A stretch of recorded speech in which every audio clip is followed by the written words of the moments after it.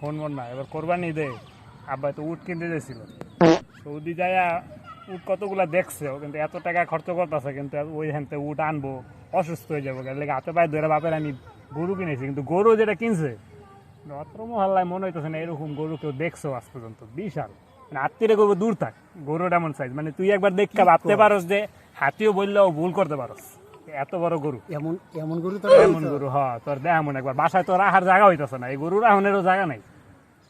ঢাকা এক গ্যারেজ ভাড়া করছি, পুরা এক বড় এক গ্যারেজ ভাড়া করছি, সব গাড়ি বাইক করে অনেক গরু ঢুকাইছি, খালি এক গরুতে গ্যারেজ বেড়ে গেছে। বিশাল গরু কিনে হাতিরে কয় দূর থাকবে, একবার দেখলে তোর ড্রাগনও মনে হইতে পারে।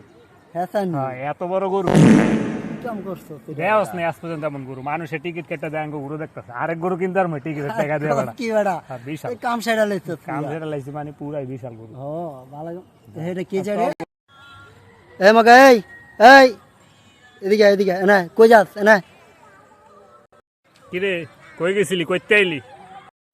কিরে তোর বাপে রে কি করলো?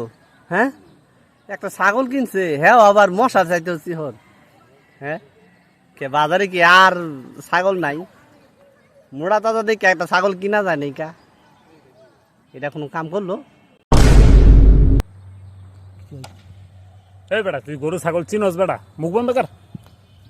আমি চিনি না, গরু হাম্বা করে ডাকে আর ছাগল মে করে ডাকে। আমি চিনি গরু কোনটা ছাগল কোনটা। এত কথা কষ্ট তোর কইছে কেউ গরু ছাগলের ব্যবধান বুঝাইতে?